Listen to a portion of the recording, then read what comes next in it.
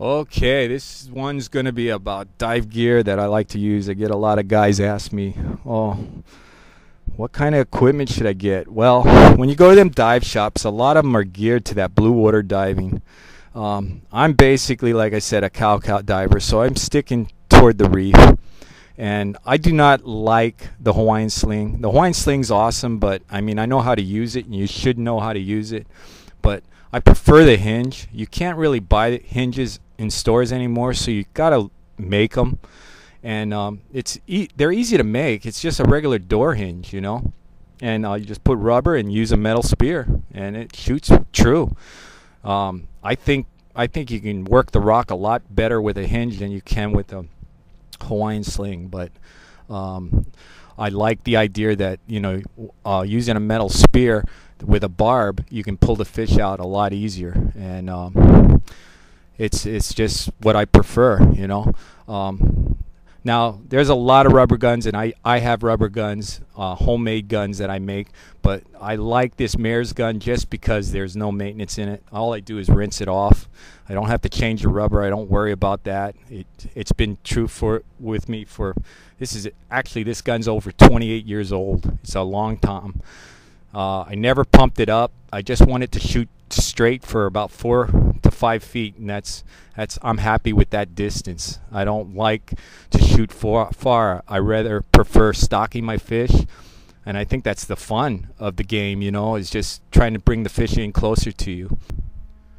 Now, I don't recommend these guns. I did buy a pneumatic gun for a backup, and I used it, and within 2 weeks it started leaking, and I sent it back to the manufacturer and got it back. It worked for about 3 or 4 shots and started leaking again. So and plus they are very noisy. A good rubber gun works well, but you don't want a rubber gun that shoots a mile.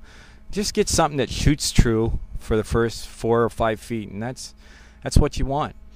Now I tie these skirts to my gun just because I just like it. I like the idea of the fish getting interested in me and coming by, and then he sees the skirt and he maybe concentrates on that a little bit more. But the whole idea behind stalking fish is not hiding from them. It's basically the fish knows that you're in the water. He knows you've been in the water ever since you left the beach, but it's the stalking fish, it's basically about a calmness, or the fish doesn't see you as a threat. And that's the biggest thing on stalking. Now, when I'm working real shallow reef, I always have these short fins, and I really like them. And I always put these grommets in them so you can hang up your fin. I've used a lot of these long fins, and I like them, especially when you get into 30 foot, 40 foot of water. It's good to swim around. You cover a lot more ground. What I'm using now is, I think they're called these Phantoms. Now, I get the stiffest fin that they have. This is a number 5. These are called Phantom 20s. They're like $300 fins. They're, I think it's overpriced, but it's no big deal. The boots are very uncomfortable.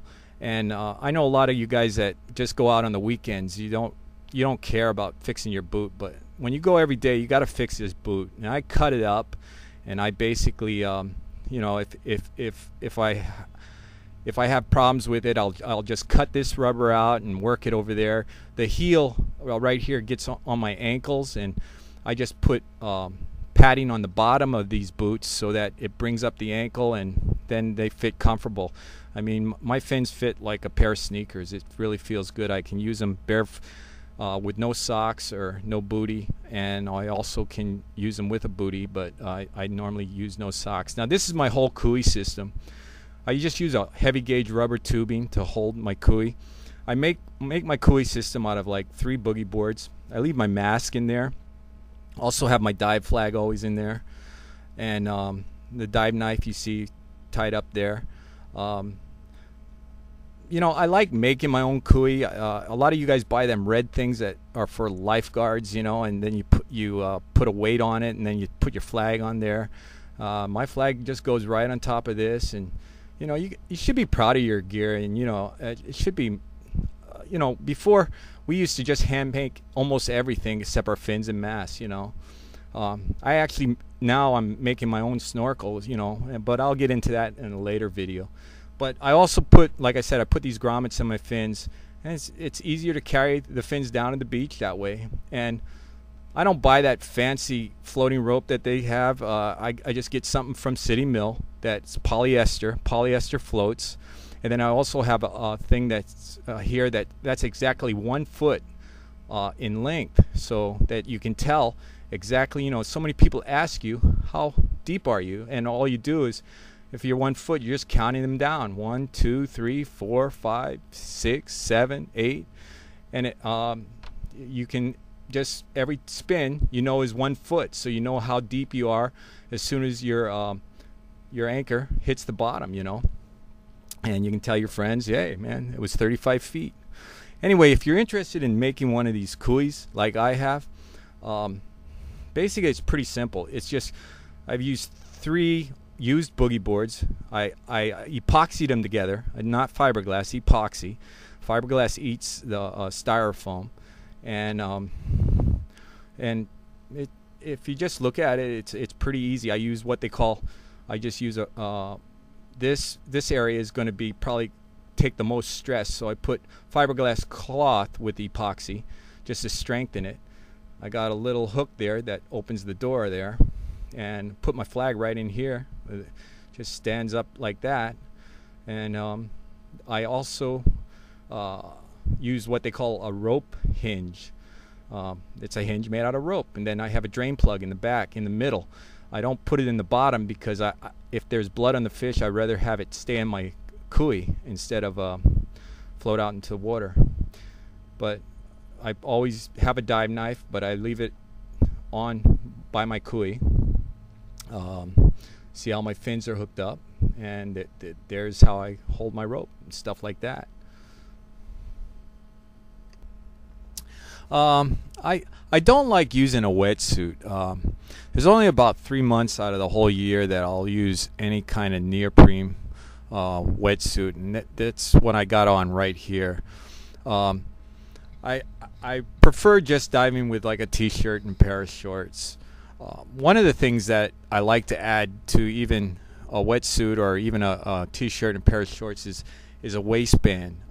I put this around my organ area, where basically it stays a little bit warmer than the rest of my body, and for me it just gives me more support in my back, and also keeps better blood flow in that area, and when you're holding your breath it seems to do really well.